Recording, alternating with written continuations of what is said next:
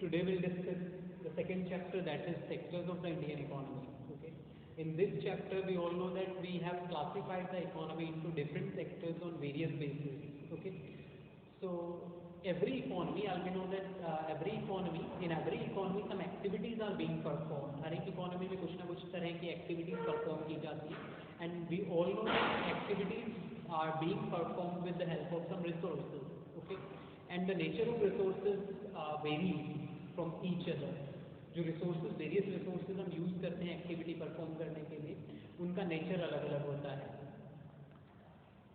Okay, so on that very basis we have classified the economy into primary, secondary and tertiary sector. Okay, so the first classification is on the basis of nature of resources used. Okay, we all know that the resources are used to perform the activity, and the nature of the resources varies. Okay, the nature of the resources from each other. Okay, vary करता है nature of resources. तो उन्हीं के basis पे हमने nature of resource के base पे ही हमने इकोनॉमी को क्लासीफाई कर लिया है into primary sector, secondary sector and tertiary sector. Okay, the economy is classified into three parts, so three sectors: primary sector, secondary sector and tertiary sector, on the basis of nature of resources used. Okay, many times the question is asked, on what basis the economy is classified into primary, secondary and tertiary sector. किस base के बारे में पूछ लिया जाता है कि economy को प्राइमरी में, सेकेंडरी में और टर्शरी में किस बेस पे क्लासीफाई किया गया है. So the base is the nature of resources used, या फिर फ्लिप कर दिया जाए क्वेश्चन को, on the basis of nature of resources used the economy is classified into fill in the blanks में. ठीक है, primary, secondary and tertiary sectors, या फिर ऑब्जेक्टिव टाइप में पूछ लिया जाएगा. तीनों ऑप्शंस हैं and fourth one is all of the above. ठीक है, कि नेचर ऑफ रिसोर्सेज के बेस पे इकोनॉमी को प्राइमरी, सेकेंडरी एंड टर्शरी में से किस में डिवाइड किया गया है, तो तीनों में डिवाइड किया गया है. ठीक है, so all we know that the primary जो सेक्टर है उसमें नेचुरल रिसोर्सेज हम यूज करते हैं. Natural resources are used in primary sector to perform any activity. कोई भी एक्टिविटी परफॉर्म करने के लिए हमने प्राइमरी सेक्टर में नेचुरल रिसोर्सेज को यूज किया है. Whereas in secondary sector the capital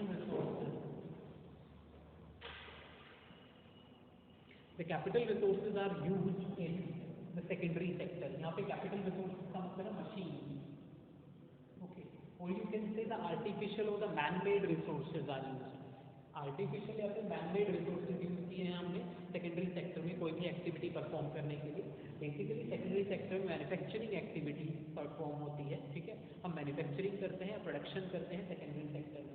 various tertiary sector में हम सर्विसेज, वेरियस काइंड्स और various types of services are provided, and these services are provided by using human resource. किसी भी तरह की सर्विसेज हम प्रोवाइड करते हैं. ठीक है, चाहे वो स्पेशलाइज्ड सर्विसेज हो, चाहे वो बेसिक सर्विसेज हो, various types of services are being provided in और under tertiary sector by using the human resource. Okay, so हमने अलग अलग तरह के resource, natural resources, capital resources and human resources, अलग अलग तरह के रिसोर्सेज हम यूज करते हैं एक्टिविटीज परफॉर्म करने के लिए अलग अलग सेक्टर्स में, और उन्हीं के बेसिस पे हमने अपनी इकोनॉमी को क्लासीफाई कर दिया है, डिवाइड कर दिया है into primary, secondary and tertiary sector. Okay, तो बेसिकली जो एक्टिविटी हमने परफॉर्म की तो हम या तो प्रोडक्शन कर रहे होंगे या फिर हम सर्विसेज प्रोवाइड करने का काम कर रहे होंगे. ठीक है, तो जो एक्टिविटीज हमने प्राइमरी, सेकेंडरी एंड टर्शरी में परफॉर्म की है, तो प्राइमरी और जो सेकेंडरी सेक्टर है यहाँ पे प्रोडक्शन एक्टिविटी होती है, हम कुछ ना कुछ प्रोड्यूस कर रहे होते हैं. ठीक है, प्राइमरी सेक्टर से मेनली रॉ मटेरियल प्रोड्यूस होता है. प्राइमरी सेक्टर से मेनली रॉ मटेरियल प्रोड्यूस होता है. Whereas in secondary sector, the finished goods or final goods are produced in secondary sector. Secondary sector में हम finished या final output या finished goods produce करते हैं जो कि raw material से ही रॉ मटेरियल को ही प्रोसेस आउट करके semi finished and finished goods में प्रोड्यूस किया जाता है या कन्वर्ट किया जाता है. ओके, तो finished goods are produced in secondary sector. Whereas in tertiary sector, all the types of services are provided. Okay, all the types of services are provided in or under tertiary sector. So tertiary sector is also known as service sector or service providing sector. हर तरह की services या किसी भी तरह की services जो है tertiary sector के अंडर प्रोवाइड की जाती हैं. प्रोडक्शन नहीं होता है गुड्स का या कमोडिटीज का. ठीक है, मैन्युफैक्चरिंग या प्रोडक्शन होता है प्राइमरी एंड सेकेंडरी में. प्राइमरी रॉ मटेरियल प्रोड्यूस करता है, जबकि सारी जो फिनिश्ड और फाइनल गुड्स है वो सेकेंडरी सेक्टर प्रोड्यूस करता है. ठीक है, इसीलिए हम मानते हैं, क्योंकि मैन्युफैक्चरिंग हमने क्या कहा, मैन्युफैक्चरिंग एक्टिविटी क्या होती है, मैन्युफैक्चरिंग एक्टिविटी क्या होती है, the process of converting raw material into finished goods. Raw material को फिनिश्ड गुड्स में कन्वर्ट करने की प्रोसेस को हम क्या कहते हैं, manufacturing. Okay, so what do you mean by the manufacturing activity. 1 mark में अगर पूछ लिया जाए, डिफाइन मैन्युफैक्चरिंग एक्टिविटी और define the production activity. So it is the process of converting raw material into finished goods. Okay, the process of converting raw material into finished goods is known as manufacturing or production activity. Okay, तो हमने क्या कहा कि finished goods सारी कहाँ से आती है, सेकेंडरी सेक्टर से आती है. और मैन्युफैक्चरिंग क्या है, रॉ मटेरियल को फिनिश्ड गुड्स में कन्वर्ट करने की प्रोसेस है. रॉ मटेरियल को फिनिश्ड गुड्स में कन्वर्ट करने की प्रोसेस है, और सारी फिनिश्ड गुड्स कहाँ से आ रही है, सेकेंडरी से. इसलिए सेकेंडरी सेक्टर को हम मैन्युफैक्चरिंग सेक्टर भी कहते हैं. Okay, so secondary sector is also called manufacturing sector. Clear? Why secondary sector is called manufacturing sector? Because all the finished goods are being produced or provided through secondary sector. सभी तरह की जो finished goods हैं या final output है वो secondary sector से ही produce हो रहा है. ठीक है, and we all know that manufacturing is converting raw material to finished goods. ठीक है, रॉ मटेरियल को फिनिश्ड गुड्स में कन्वर्ट करने की प्रोसेस है, और फिनिश्ड गुड्स सारी सेकेंडरी सेक्टर से आ रही हैं. इसलिए सेकेंडरी सेक्टर को मैन्युफैक्चरिंग कहते हैं, प्राइमरी को हम मैन्युफैक्चरिंग नहीं कहते हैं. हालांकि प्राइमरी में प्रोडक्शन एक्टिविटी परफॉर्म होती है, लेकिन वहाँ से ज़्यादातर रॉ मटेरियल प्रोड्यूस होता है, जबकि मैन्युफैक्चरिंग एक्टिविटी क्या है, रॉ मटेरियल को फिनिश्ड गुड्स में कन्वर्ट करने की प्रोसेस. इसलिए सेकेंडरी को मैन्युफैक्चरिंग कहते हैं. ठीक है, दूसरी तरफ ये जो मैन्युफैक्चरिंग होती है, सेकेंडरी में जो मैन्युफैक्चरिंग होती है वो इंडस्ट्रीज में होती है. ठीक है, इसलिए सेकेंडरी सेक्टर को हम इंडस्ट्रियल सेक्टर भी कहते हैं. Secondary sector is also called industrial sector. Secondary sector को हम इंडस्ट्रियल सेक्टर भी कहते हैं. ठीक है, तो सेकेंडरी सेक्टर के 3 नाम हो गए, secondary sector, manufacturing sector and industrial sector. Okay, तो secondary sector is known as manufacturing as well as industrial sector also. Clear? So industrial sector की बात हो, मैन्युफैक्चरिंग की बात हो, सेकेंडरी की बात हो, सारे एक ही हैं. Primary sector raw material produce करता है, एंड जो सेकेंडरी टर्शरी सेक्टर है सारे तरह की सर्विसेज जो है टर्शरी सेक्टर के अंडर आती है. इसलिए टर्शरी सेक्टर को हम सर्विस सेक्टर के नाम से भी जानते हैं. Tertiary sector is also known as service sector. Okay, so ये हमारे 3 सेक्टर्स थे. इकोनॉमी को हमने 3 सेक्टर्स में क्लासिफाई किया on the basis of nature of resources used. Okay, next topic is structural transformation और historical changes. Okay, in structural transformation और historical changes we will discuss about the shift from primary to secondary और tertiary. कि जब हम primary से shift होकर secondary और tertiary में जाते हैं, ठीक है, या हमारी जो इंपॉर्टेंस होती है प्राइमरी के बजाय सेकेंडरी या टर्शरी के ऊपर चली जाती है. ठीक है, we are considering initially we are considering the primary sector as important sector, or we are much dependent or very much dependent on primary sector initially. Then after some time or over the years we have shifted, the importance has been shifted from primary to secondary or tertiary sector. Okay, why does this happen? ये क्यों होता है और कब होता है? ठीक है, तो बेसिकली हम बात कर रहे हैं कि at the time of independence when our economy was backward or stagnant, we were not so developed, we were underdeveloped. Okay, our per capita income was very low, the poverty incidences were very high. ठीक है, गरीबी बहुत ज़्यादा थी, unemployment बहुत ज़्यादा थी, लोगों के पास पैसा नहीं था, एक अंडर डेवलप्ड और बैकवर्ड इकोनॉमी थी हमारी. ठीक है, so at that time people are considered to fulfill their basic needs only. People strived to fulfill their basic needs only. Okay, so basic needs were like food, shelter and clothes, and on the regular basis the food, the need of food consumption or food requirement of food grains was arise on daily basis. That's why the people had to spend on the procurement of food grains on daily basis. So it was very or quite important to fulfill that need, because at that time it was basically it is basic needs or the essentials of the life. Okay, so हम मान के चलें कि किसी भी person के लिए अपने बेसिक नीड्स फुलफिल करना बहुत ज़्यादा इम्पोर्टेंट है। एंड उस टाइम पे लोगों के पास इतना पैसा नहीं था कि वो अपनी जो लग्जरी नीड्स हैं वो फुलफिल कर पाए। So only they strive for fulfilling their basic needs, and basic needs were dependent on primary sector merely, because जो फूड ग्रेन्स हैं, ठीक है, उनके लिए उनको एग्रीकल्चर सेक्टर के ऊपर डिपेंड रहना पड़ता था। ठीक है, सो एट दैट टाइम और during that period primary sector was considered as quite important. ठीक है, वो एक बहुत इंपॉर्टेंट सेक्टर के रूप में ये हमारी डिपेंडेंसी जो थी प्राइमरी सेक्टर के ऊपर ज़्यादा थी। ठीक है, so initially the primary sector was considered as more important than the others, because people were poor, they didn't have much money to spend on other goods like luxurious goods or luxurious life के ऊपर spend करने के लिए उनके पास इतना पैसा नहीं था। they only wanted to fulfill their basic needs। ठीक है, वो सिर्फ और सिर्फ चाहते थे कि हमारे एटलीस्ट बेसिक नीड्स फुलफिल हो जाए। ठीक है, तो वो बेसिक नीड्स मोर और लेस प्राइमरी सेक्टर से फुलफिल हो रही थी। ठीक है, तो प्राइमरी सेक्टर को हम इम्पोर्टेंट मानते थे, प्राइमरी के ऊपर ज़्यादा डिपेंडेंसी थी, हम ये कह सकते हैं। Okay, so at that time or initially the primary sector was quite important, or the dependency of people were on primary sector। primary sector एक important sector था। whenever the growth process or the development starts, then the economy or the country observes a structural transformation। now what is structural transformation? the process of shifting from one sector to other is known as structural transformation। जब country में demand patterns में change आते हैं, country की लोगों की demand patterns में change आते हैं, लोगों की लाइफस्टाइल में चेंज आते हैं, और कंट्री जो है एक सेक्टर से दूसरे सेक्टर में शिफ्ट होती है, तो उसी प्रोसेस को हम कहते हैं स्ट्रक्चरल ट्रांसफॉर्मेशन।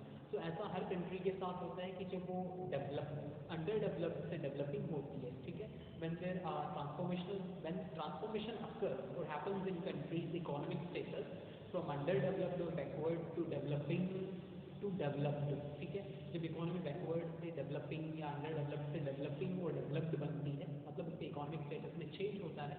ठीक है, तो उसके डिमांड पैटर्न्स में भी चेंज होते हैं, और यही मतलब फिर वो एक सेक्टर से दूसरे सेक्टर पे डिपेंड होती जाती है। यही हमारा स्ट्रक्चरल ट्रांसफॉर्मेशन है। तो ऐसा ही कुछ इंडियन इकोनॉमी में भी हुआ था कि इनिशियली बैकवर्ड इकोनॉमी थी, एक अंडर डेवलप्ड इकोनॉमी थी, तो हम प्राइमरी सेक्टर के ऊपर ज़्यादा डिपेंडेंट थे, प्राइमरी सेक्टर की इंपॉर्टेंस ज़्यादा थी।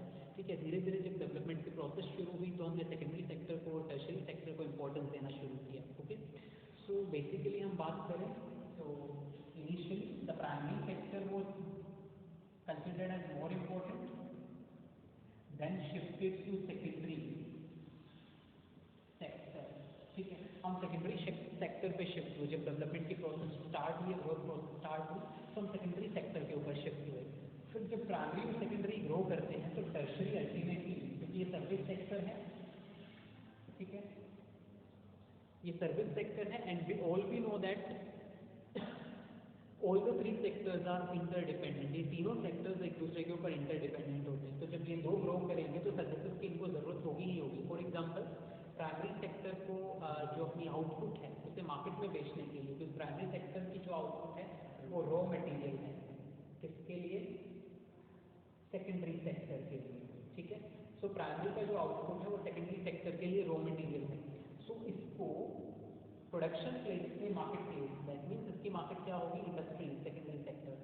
सो उस प्रोडक्शन प्लेस से मार्केट प्लेस तक पहुंचाने के लिए ट्रांसपोर्ट की जरूरत होगी, तो रॉ मटेरियल को सेकेंडरी सेक्टर में पहुंचाने के लिए ट्रांसपोर्ट की जरूरत है। ठीक है, क्योंकि जब ये अपना माल बेचेंगे, ठीक है, तो इनको खरीदेंगे, सेकेंडरी सेक्टर इंडस्ट्रीज खरीदेंगे, तो ये रॉ मटेरियल ट्रांसपोर्ट करेंगे, ठीक है, इंडस्ट्रीज में। इसी तरीके से जब ये फिनिश गुड्स प्रोड्यूस करेंगे तो इनको भी ट्रांसपोर्ट की जरूरत होगी, इसको मार्केट में बेचने के लिए, और ट्रांसपोर्ट किसका पार्ट है? टर्शियरी सेक्टर का, सर्विस का पार्ट है।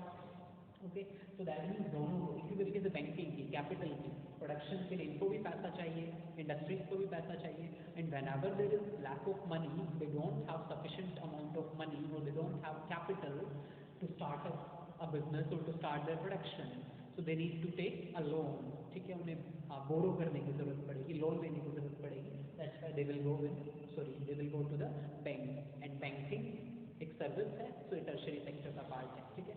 सो बैंकिंग है, ट्रांसपोर्टेशन है, वेयर हाउसिंग है, क्योंकि जब सरप्लस प्रोड्यूस कर लिया है तो इनको स्टोर करने की ज़रूरत पड़ेगी, तो गोडाउन्स एंड वेयर हाउसेस की ज़रूरत पड़ेगी, वो भी सर्विस सेक्टर का पार्ट है।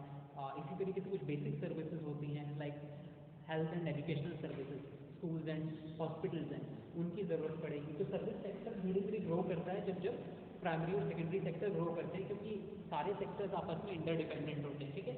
तो बैकवर्ड इकोनॉमी है तो प्राइमरी के ऊपर डिपेंड रहेगी, जब डेवलपमेंट शुरू होगी तो सेकेंडरी के ऊपर शिफ्ट हो जाएगी वो, ठीक है। और प्राइमरी और सेकेंडरी जब ग्रो करते हैं तो टर्शरी सेक्टर अल्टीमेटली, क्योंकि जब लोगों की इनकम भी बढ़ती है, क्योंकि हमने ग्रोथ और डेवलपमेंट पढ़ा, तो जब ग्रोथ और डेवलपमेंट प्रोसेस स्टार्ट होती है तो लोगों की इनकम भी बढ़ती है, और इनकम बढ़ती है तो लोग कुछ रिक्रिएशनल और एंटरटेनमेंट सर्विसेज की भी डिमांड करते हैं, लाइक शॉपिंग मॉल्स हैं, सिनेमा हॉल्स हैं, लेजर पार्क हैं, ठीक है। तो ये सारी कब, जब लोगों की इनकम बढ़ेगी, ओके, और ये सारा सर्विस के अंदर आता है, ठीक है। तो धीरे धीरे सेक्टर्स के ऊपर हम शिफ्ट होते हैं, यही हमारा स्ट्रक्चरल ट्रांसफॉर्मेशन या हिस्टोरिकल चेंजेस है, ओके।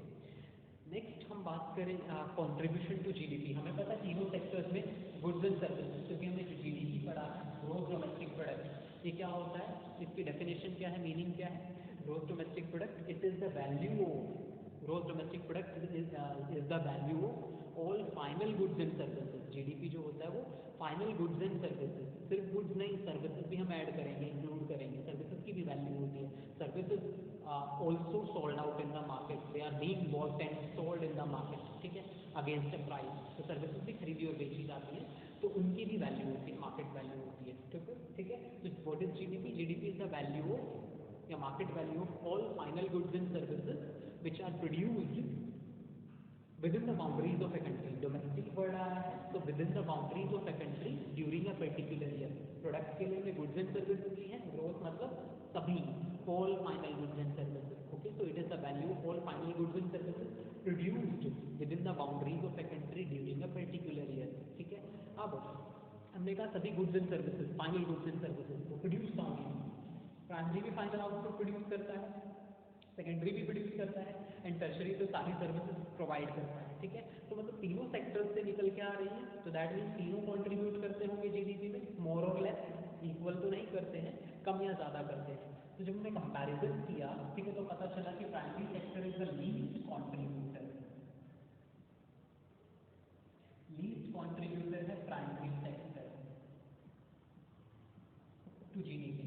जीडीपी में सबसे कम कंट्रीब्यूट करता है primary sector, near about 13 to 14% share है जीडीपी में प्राइमरी सेक्टर का, ठीक है। तो सबसे कम कंट्रीब्यूट करता है। Whereas tertiary sector is the greatest or the highest contributor। tertiary sector highest contributor है, ओके। जीडीपी का आधे से ज़्यादा हिस्सा टर्शरी सेक्टर, ठीक है, नियर अबाउट 53% जो शेयर है जीडीपी का वो टर्शरी सेक्टर का है, ठीक है। तो हाईएस्ट कंट्रीब्यूटर टर्शरी है एंड लीस्ट कंट्रीब्यूटर जो है वो प्राइमरी सेक्टर है, ओके। देन हम बात करें कि एम्प्लॉयमेंट शेयर, ठीक है, कि तीनों में से प्राइमरी, सेकेंडरी और टर्शरी में से जो तीनों सेक्टर्स हैं सबसे ज़्यादा रिसोर्सेज कौन इंगेज या एब्जॉर्ब किए हुए हैं, ठीक है। तो रिसोर्स, बात ह्यूमन रिसोर्सेज की हो रही है क्योंकि एम्प्लॉयमेंट शेयर हम पढ़ रहे हैं, share of employment of all the three sectors, primary, secondary और tertiary sector कितना कितना employment opportunities provide करते हैं। तो जब employment को हम कंपेयर करते हैं तो हमें पता चलता है कि जो employment share है या share of employment है, ठीक है, सबसे ज़्यादा प्राइमरी सेक्टर कंट्रीब्यूट करता है, ठीक है, मोस्ट, एंड बाकी जो है टर्शरी एंड सेकेंडरी सेक्टर उनमें, टर्शरी में तो बहुत like tertiary and secondary sector में बहुत कम लोग जो है, मतलब माना जाए कि लगभग आधी वर्कफोर्स, हाफ या 50% वर्कफोर्स वर्कर्स इंगेज है प्राइमरी सेक्टर में, रेस्ट 50% सेकेंडरी और टर्शरी में आते हैं, ठीक है। तो यहाँ से एक कॉमन चीज़ निकल के आती है कि प्राइमरी सेक्टर जो है नियर अबाउट 13 to 14% जीडीपी में कॉन्ट्रीब्यूट करता है, सिर्फ 13 to 14%, लेकिन वर्कर्स या वर्कफोर्स जो है लगभग आधी 50% वर्कफोर्स जो है प्राइमरी सेक्टर में इंगेज है, ठीक है। सो 50% वर्कर्स प्राइमरी सेक्टर में इंगेज है, लेकिन आउटपुट सिर्फ 13 to 14% ही कंट्रीब्यूट कर रहे हैं जीडीपी में या प्रोड्यूस कर पा रहे हैं, ठीक है, सिर्फ 13 to 14%। तो इसका मतलब क्या है, क्या ये जो वर्कर्स हैं जो कि लगभग आधी से ज़्यादा वर्कफोर्स हमारी प्राइमरी सेक्टर में लगी हुई है, क्या ये एफिशिएंट नहीं है, दे आर लेस एफिशिएंट, इस वजह से आउटपुट कम है प्राइमरी सेक्टर में, क्योंकि वर्कर्स तो ज़्यादा है लेकिन आउटपुट कम है, तो इसका मतलब क्या है, वो एफिशिएंट नहीं है, इसी वजह से उनकी आउटपुट या प्रोडक्शन को कम कर पा रहे हैं, ठीक है। क्या ऐसी है वजह या कॉज यही रहा है? तो हम कॉज फाइंड आउट जब करते हैं तो हमें पता चलता है कि this is not the actual cause, reason being the agriculture sector is overburden, the agriculture sector is overburdened with the workers। Agriculture sector जो है वर्कर्स से ओवरबर्डन है, ठीक है, that means number of workers वहाँ पे जरूरत से ज़्यादा लगे हुए हैं, ठीक है। ओके, तो agriculture sector is overburden with the workers, mean जरूरत, ओवरबर्डन का मतलब है कि जरूरत से ज़्यादा लोग लगे हुए हैं, ठीक है। जितनों की जरूरत नहीं है एग्रीकल्चर सेक्टर में आउटपुट प्रोड्यूस करने के लिए, हमें जितने वर्कर्स की जरूरत है उससे ज़्यादा वर्कर्स लगे हुए हैं, ठीक है।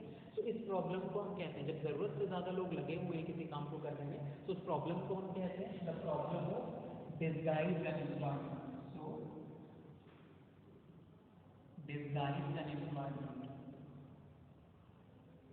ओके, एग्रीकल्चर सेक्टर में डिसगाइज्ड अनएम्प्लॉयमेंट है। तो एक और क्वेश्चन आता है, what do you mean by और define disguised unemployment? Disguised unemployment क्या होती है?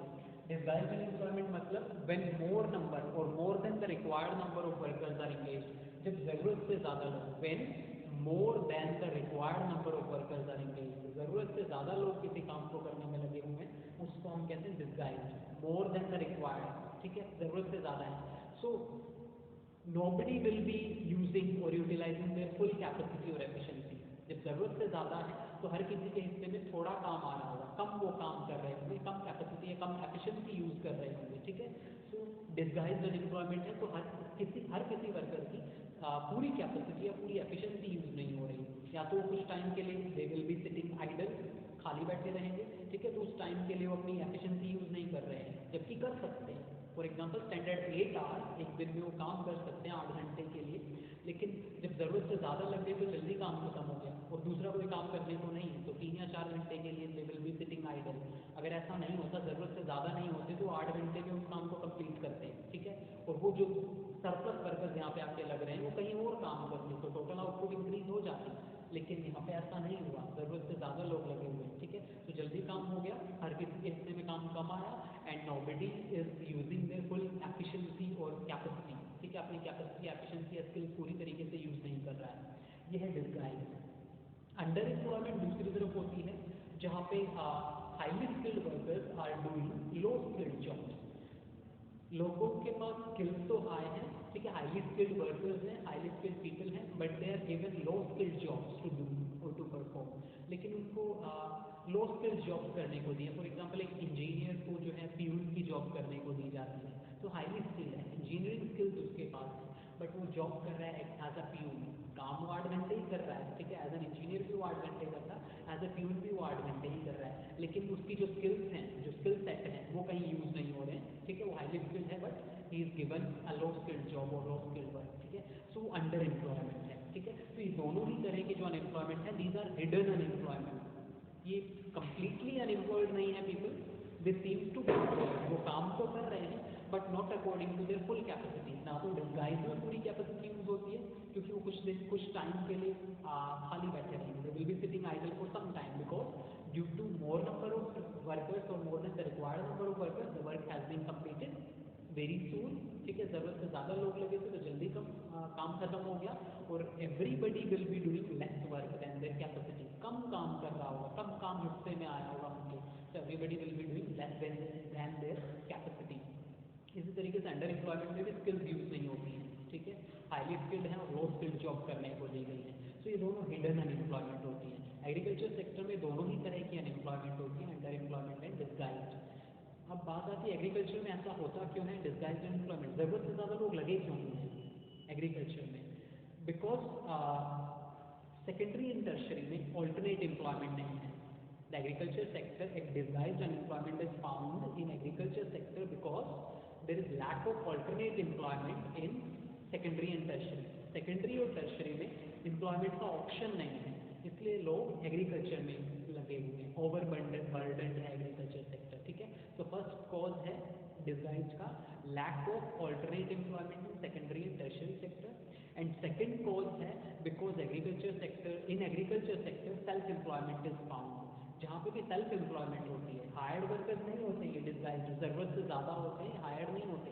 एक ही फैमिली के मेंबर्स हैं, ठीक है, जो खेती में लगे हुए हैं, जबकि उनकी ज़रूरत भी नहीं है सबकी, बट हायर्ड नहीं है, कहीं से बाहर से नहीं लाया गया, उनको पे नहीं करना है, तो सारे के सारे लगे हुए हैं. ठीक है, तो जहाँ जहाँ पे सेल्फ एम्प्लॉयमेंट होती है, ठीक है, जिस जिस भी सेक्टर में सेल्फ एम्प्लॉयमेंट होती है, सेल्फ एम्प्लॉयमेंट सेकेंडरी में भी हो सकती है. ठीक है, तो जहाँ जहाँ पे टर्शरी में भी हो सकती है, जैसे खुद की दुकान है, छोटी दुकान है, एक बंदा संभाल सकता है. ठीक है, लेकिन बेटे की लाइक पढ़ाई कंप्लीट हो गई, अभी तक जॉब नहीं मिली है, तो पापा ने उसको दुकान पे बिठा दिया है, दोनों मिलकर संभाल रहे हैं, जबकि एक भी संभाल सकता था, तो वहाँ पे भी डिस्गाइज अनएम्प्लॉयमेंट. ओके, तो सेकेंडरी में भी हो सकता है, टर्शरी में भी हो सकता है डिस्गाइज. तो जहाँ जहाँ पे सेल्फ एम्प्लॉयमेंट है, हायर्ड वर्कर्स नहीं है, वर्कर्स को हायर नहीं किया गया है, वो घर के ही लोग फैमिली मेम्बर्स हैं, तो उस केस में डिस्गाइज अनएम्प्लॉयमेंट देखने को मिलती है. ठीक है, तो ये प्रॉब्लम थी जिस वजह से एग्रीकल्चर सेक्टर में हमें आउटपुट कम देखने को मिली है. तो अगर ऑल्टरनेट एम्प्लॉयमेंट सेकेंडरी और टर्शरी में प्रोवाइड की जाए थ्रू इन्वेस्टमेंट्स, ठीक है, तो ये जो एक्स्ट्रा वर्कर्स हैं इनको एब्जॉर्ब कर लिया जाएगा सेकेंडरी और टर्शरी सेक्टर के द्वारा. सेकेंड वन, अगर गवर्नमेंट या बैंक जो है चीप रेट्स के ऊपर लोन्स प्रोवाइड करें, एक चीप इंटरेस्ट, और if the loans are provided at cheap rates of interest, so people can start their own business. जो ज़रूरत से ज़्यादा लोग यहाँ पे एक्स्ट्रा लगे हुए हैं ना, वो अपना खुद का कोई काम शुरू कर सकते हैं, अगर बैंक्स जो है या गवर्नमेंट जो है लो रेट्स ऑफ इंटरेस्ट के ऊपर या चीप लोन्स प्रोवाइड करें तो. ठीक है, गवर्नमेंट कुछ इंफ्रास्ट्रक्चर डेवलप करे, तो एग्रीकल्चर सेक्टर में ही जो और ज़्यादा काम है, ठीक है, यू कैन से मल्टीपल जो क्रॉप्स हैं वो ग्रो की जा सकती है. जैसे एग्रीकल्चर के लिए इरिगेशन फैसिलिटीज़ डेवलप करे गवर्नमेंट, डैम्स बनाए, कैनाल्स बनाए. ठीक है, तो जो और लैंड है जो अनइरीगेटेड है, तो उस इरिगेशन फैसिलिटीज़ की वजह से हम इन बिटवीन, ठीक है, दो सीजन के बीच जो टाइम है वहाँ पे और क्रॉप्स ग्रो करके और ज़्यादा लाइक लोगों को एम्प्लॉय या फिर एम्प्लॉयमेंट प्रोवाइड कर सकते हैं. ठीक है, इसके अलावा गवर्नमेंट जो है एम्प्लॉयमेंट प्रोग्राम लॉन्च कर सकती है, जिसके थ्रू एम्प्लॉयमेंट स्कीम के थ्रू एम्प्लॉयमेंट अपॉर्चुनिटीज़ प्रोवाइड की जाएँ. जैसे फॉर एग्जांपल मनरेगा है, Mahatma Gandhi national rural employment guarantee act है, जो कि 2005 में लाइक लॉन्च की गई थी, जिसका ऑब्जेक्टिव था रूरल एरिया के अनस्किल्ड वर्कर्स को प्रोडक्टिव वर्क प्रोवाइड करना. Okay, the objective was to provide the employment opportunity to the unskilled workers of the rural area. ठीक है, रूरल एरिया के लोगों को या अनस्किल्ड वर्कर्स को काम प्रोवाइड करना. इस स्कीम का ऑब्जेक्टिव था राइट टू वर्क, मतलब सबका अधिकार है काम करने का. तो under right to work it provides for the government promises to provide 100 days employment, 100 दिनों का रोजगार देने की गारंटी देती है. इसी वजह से इसका नाम है Mahatma Gandhi national rural employment guarantee act. ठीक है, गारंटी देती है कि एक साल के ड्यूरिंग हम 100 दिनों के रोजगार या एम्प्लॉयमेंट प्रोवाइड करेंगे. Okay, the government makes the promise to provide the employment equivalent to 100 days during a year, ठीक है, to the unskilled workers of the rural areas. But if the government fails to make the promise, अगर नहीं provide कर पाती है, तो it will give unemployment allowance equivalent to 100 days. ठीक है, अगर नहीं प्रोवाइड कर पाती है तो 100 days के equivalent unemployment allowances देगी. ठीक है, तो इस तरीके से गवर्नमेंट स्कीम्स के थ्रू भी एम्प्लॉयमेंट अपॉर्चुनिटी क्रिएट की जा सकती है. ओके,